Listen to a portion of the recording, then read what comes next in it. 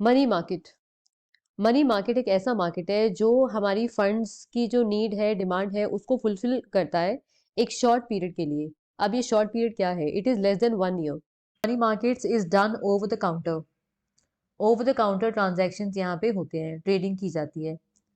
तो over the counter trading का क्या मतलब है? इसका मतलब है जब दो पार्टीज जो हैं वो डायरेक्टली ट्रेडिंग में इन्वॉल्व हो रहे हैं, उनके ऊपर कोई सुपरविजरी बॉडी नहीं है जो देख सके कि क्या हो रहा है, ट्रांजैक्शन उनके अंडर नहीं हो रहा है, कोई एक्सचेंज नहीं है। Like for example stock market के लिए सेबी है, तो मनी मार्केट के लिए ऐसी कोई सुपरविजरी बॉडी नहीं है। तो सेबी जो है वो इंडिया का जो कैपिटल मार्केट है उसको सुपरवाइज करने के लिए एक एक्सचेंज बनाया गया है, पर ऐसा कोई एक्सचेंज मनी मार्केट को सुपरवाइज करने के लिए नहीं है। एक और चीज़ है मनी मार्केट के बारे में कि यहाँ पे जो ट्रांजैक्शंस होते हैं, जो भी मार्केट ट्रांजैक्शंस हैं, वो सिक्योर भी हो सकते हैं और वो अनसिक्योर्ड भी हो सकते हैं। क्या फ़र्क है? अगर कोई ट्रांजैक्शन को हम सिक्योर्ड बुला रहे हैं तो इसका मतलब है कोई कोलैटरल लिया गया है उस ट्रांजैक्शन के लिए, और विदाउट कोलैटरल अगर कोई ट्रांजैक्शन हुआ है then that is called unsecured transaction. अब इसके पार्टिसिपेंट्स कौन है, कौन कौन इसके अंदर इन्वॉल्व हो सकता है, कौन लेंडर है, कौन बोरोवर है? तो इस मार्केट के अंदर banks, financial institutions like for example LIC, IDBI, इसके अलावा कंपनीज, गवर्नमेंट, ये सब लेंडर बोरोवर हो सकते हैं। इंस्ट्रूमेंट जिसके बारे में हम बात करने वाले हैं वो है call money, commercial bills, treasury bills, certificate of deposit, commercial paper. तो नंबर 1, कॉल मनी। ये वो फंड्स हैं जो बहुत ही शॉर्ट पीरियड के लिए लिए जाते हैं, बोरो किए जाते हैं या उधार दिए जाते हैं। इसका पीरियड कितना है? Just 1 day. अब नोटिस मनी क्या है और ये कॉल मनी से किस तरह से डिफरेंट है? तो जो नोटिस मनी है उसका period is more than 1 day और 14 डेज तक रहेगा, and 14th day will be included in it. तो पीरियड के लिए पैसा बोरो या लेंड किया गया है। अब ये जो पैसा है, जो नोटिस मनी है, कॉल मनी है, ये जो पैसा है इसलिए इम्पोर्टेंट है कि ये अनसिक्योर्ड फॉर्म में लिया जा सकता है, तो ये अनसिक्योर्ड मनी के अंदर आता है। यहाँ पे कोई कोलैटरल रिक्वायर्ड नहीं है, तो ये बैंक्स जो हैं उसको बहुत ज़्यादा हेल्प करता है, अपने day to day deficit surplus को डील करने में बहुत मदद करता है। हम कोई कोलैटरल तो दे नहीं रहे, तो यहाँ पे किस बेसिस पे पैसा मिलेगा? तो ये गुडविल पे बेस होता है कि गुडविल, रेपुटेशन किसकी कैसी है, उस हिसाब से यहाँ पे डीलिंग होती है। अब इस मार्केट के अंदर, यानी जो कॉल मनी मार्केट है जिसमें कॉल मनी, नोटिस मनी दोनों इंक्लूडेड है, इस मार्केट में कौन कौन लेंडर हो सकता है, कौन बोरोवर हो सकता है? तो इस मार्केट में जितने भी कमर्शियल बैंक्स हैं, चाहे वो इंडियन हो, कोऑपरेटिव बैंक्स हो, फॉरेन बैंक्स हैं, ये सारे बैंक्स, इसके अलावा discount and finance house of India limited, इस then securities trading corporation of India, ये जो चीज़ें हैं ये सारे के सारे लेंडर्स और बोरोवर्स दोनों की तरह से इस मार्केट में पार्टिसिपेट कर सकते हैं। जबकि LIC, UTI that is unit trust of India, and NABARD that is national bank for agriculture and rural development, ये सिर्फ लेंडर्स की तरह से पार्टिसिपेट इस मार्केट में कर सकते हैं। तो दिस इज ऑल्सो इम्पोर्टेंट। अब ये जो मार्केट है, कॉल मनी का, नोटिस मनी, इनकी जो बात कर रहे हैं हम, इस मार्केट में जो इंटरेस्ट रेट है कि किस प्राइस पे ये दिया जाएगा, कॉल मनी, नोटिस मनी दिया जाएगा, ये मार्केट डिटर्मिन्ड होता है। मार्केट डिसाइड करेगा कि इंटरेस्ट रेट क्या होगा। Now the next thing is government securities. अब जो गवर्नमेंट सिक्योरिटीज हैं ये कौन इशू करता है? Of course government of India as well as the state government. तो स्टेट गवर्नमेंट्स भी इशू करते हैं, गवर्नमेंट ऑफ इंडिया भी इशू करता है। तो ये ऐसी कुछ सिक्योरिटीज हैं। अब ये कहाँ से खरीदा जा सकता है? तो जो RBI है वो पूरा काम इसका मैनेज करता है। RBI हमको पता है गवर्नमेंट के एजेंट की तरह से भी काम करता है, तो गवर्नमेंट के एजेंट की तरह से उसका एक ये भी काम है कि वो इन सिक्योरिटीज को मैनेज करता है।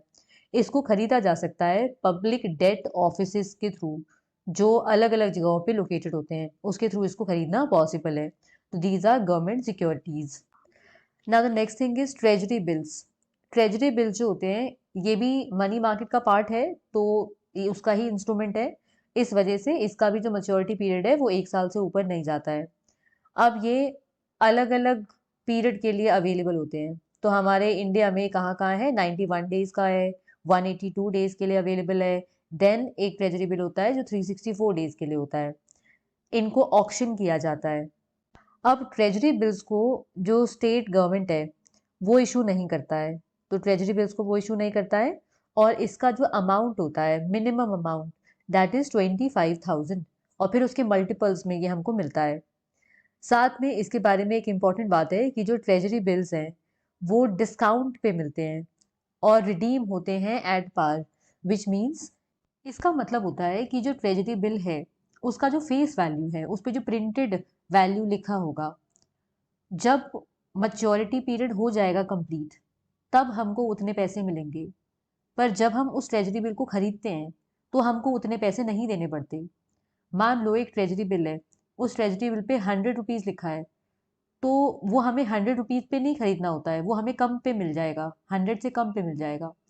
जब उसका मैच्योरिटी पीरियड पूरा हो जाएगा तब हमको 100 रुपीज़ वापस मिलेंगे। तो हम बोलते हैं वो डिस्काउंटेड वैल्यू पे दिया जाता है, मिलता है, और जो फेस वैल्यू है उस पे वो हमको रिडीम होगा, वो वैल्यू हमको एट द एंड मिल जाएगा जब मैच्योरिटी पीरियड पूरा हो जाएगा। अब इन ट्रेजरी बिल्स के लिए ऑक्शन होता है जो हमने सीख लिया है। तो ये ऑक्शन कहाँ होगा? तो ये ऑक्शन होता है एनडीएस, यहाँ पे नेगोशिएटेड डीलिंग सिस्टम इनके अंदर होता है। तो यहाँ पे इलेक्ट्रॉनिकली हर कोई बिडिंग कर सकता है। इसके बारे में अगर कोई और डिटेल में जानना चाहता है या इन्वेस्ट करना चाहता है तो जेरोधा ऐप या वेबसाइट उसके थ्रू एक बार चेक कर सकते हो कि ये किस तरह से होता है। एटलीस्ट नॉलेज के लिए एक बार जाके देख लेना चाहिए कि किस तरह से ये चीज़ें होती हैं।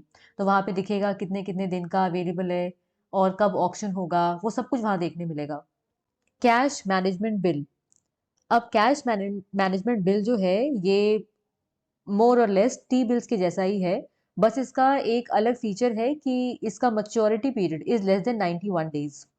ये गवर्नमेंट ऑफ इंडिया ने शुरू किया आरबीआई के कंसल्टेशन पे, और ये एक शॉर्ट टर्म इंस्ट्रूमेंट है, ऑफ कोर्स ये मनी मार्केट से रिलेटेड है, उसका इंस्ट्रूमेंट है। तो यहाँ पे ये बेसिकली इसलिए किया गया ताकि जो गवर्नमेंट है उसका जो कैश फ्लो में जो मिसमैच होता है टाइम टू टाइम, उसको मीट करने के लिए, टेम्पररी मिसमैच जो दिखने में आ रहा है उसको मीट करने के लिए इसको यूज़ किया जाता है।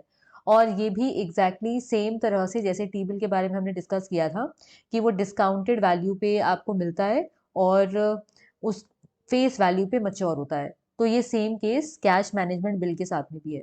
Inter bank term deposit.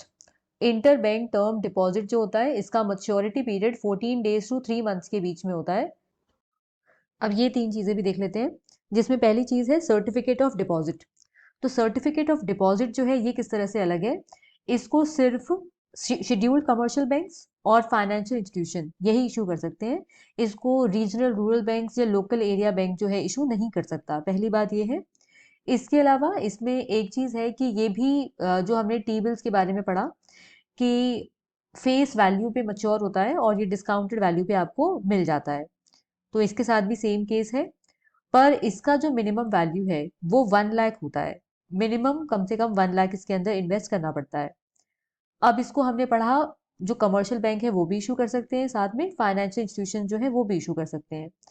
तो जब कमर्शियल बैंक इसको इशू करेगा तो इसका जो पीरियड है ये 15 दिन से कम नहीं होना चाहिए और 1 साल से ज्यादा नहीं होना चाहिए। जबकि अगर फाइनेंशियल इंस्टीट्यूशन इसको इशू करता है तो इसका पीरियड 1 साल से कम नहीं होना चाहिए और 3 साल से ज्यादा नहीं जाना चाहिए। तो उसका पीरियड इसके बीच में रहेगा। अब ये इशू किया किसको जा सकता है? तो किसी इंडिविजुअल को भी किया जा सकता है, फर्म को भी किया जा सकता है, उस पर कोई रिस्ट्रिक्शन नहीं है।